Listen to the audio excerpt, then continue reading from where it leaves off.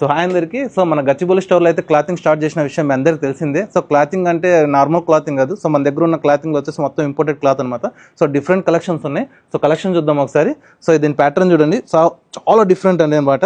దీని స్టిచ్చింగ్ కానీ ఫ్యాబ్రిక్ కానీ డిఫరెంట్ కలెక్షన్ ఉంది.